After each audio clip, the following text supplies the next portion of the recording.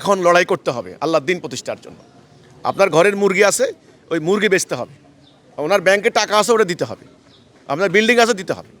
আপনার ছেলে, আপনার মেয়ে, আপনার সন্তান, আপনার স্ত্রী পুত্র, বাড়িঘর, খ্যাত খামার, ব্যবসা বাণিজ্য, এই সব কিছু আল্লাহর রাস্তায় উৎসর্গ করে লড়াই না করলে সব বিনাশ হয়ে যাবে। 2000 বছরের ঐতিহ্য, 2 লক্ষ বছরের ঐতিহ্য অতীতে ধ্বংস হয়ে গেছে। আপনি কোন 2000 বছর? ইরানে 2000 বছরের ঐতিহ্য বিনাশ হতে চলেছে বললেন না? 2 লক্ষ বছরের ঐতিহ্য গেছে গা। মানুষের ইতিহাস কত বছরের? লক্ষ লক্ষ বছরের না, হাজার হাজার বছরের না। 2000 বছর তো কিছুই না। ঐতিহ্য থাকবে না, থাকবে না। মানুষ যখনই আল্লাহর ইবাদত বাদ দিয়ে যখন এই যে পুরো সভ্যতা, যেমন এখন পুরো সভ্যতা চলছে হলো সাম্রাজ্যবাদী, মানে ইউরোপিয়ান সভ্যতা, অস্ত্র ব্যবসায়ীদের সভ্যতা, এটা দাজ্জালীয় সভ্যতা। এর নাম আমরা দিয়েছি দাজ্জালীয় সভ্যতা। ওদের সভ্যতাটাও চিরতরে বিনাশ হবে।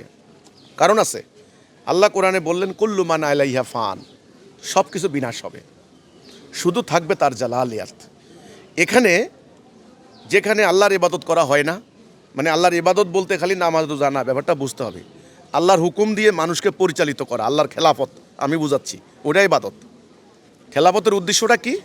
মানুষ যেন মানবতা ফিরে পায়, শান্তি আসে, মানুষ যেন দরজা খুলে ঘুমাতে পারে, বাক স্বাধীনতা, মানুষে মানুষে বৈষম্য ভেদাভেদ দূর হয়। এটা হলো আল্লাহর খেলাফতের উদ্দেশ্য, আল্লাহর ইবাদতের উদ্দেশ্য। এটা যেখানে হবে না সেখানে বিনাশ হবে। আবার মসজিদ বলেন, মন্দির বলেন, আর গির্জা বলেন, থাকবে না। এই জন্যে ইরানে 2000 বছর পুরানো ঐতিহ্য, তাদের হিস্ট্রি ধ্বংস হতে চলেছে। হ্যাঁ, হতে পারে।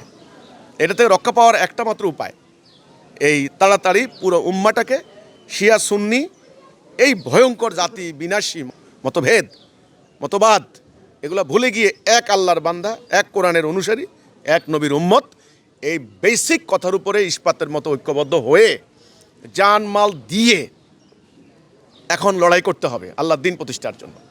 আপনার ঘরের মুরগি আছে, ওই মুরগি বেচতে হবে। ওনার ব্যাংকে টাকা আছে, ওটা দিতে হবে। আপনার বিল্ডিং আছে, দিতে হবে।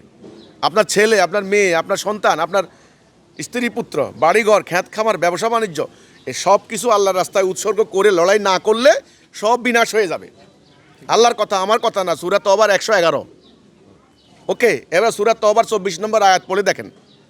যদি জেহাদ করা অপেক্ষা এগুলো আঁকায় ধরে বসে থাকেন তবে সব বিনাশ হবে। ওই সূরা তওবার 39 নম্বর আয়াত, যদি আল্লাহর রাস্তা বের না হও কঠিন শাস্তি দিব, অন্য জাতি চাপাই দিব।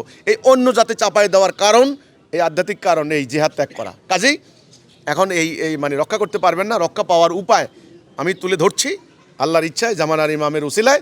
এই রাস্তা আল্লাহ আমাদেরকে দান করেছেন। এই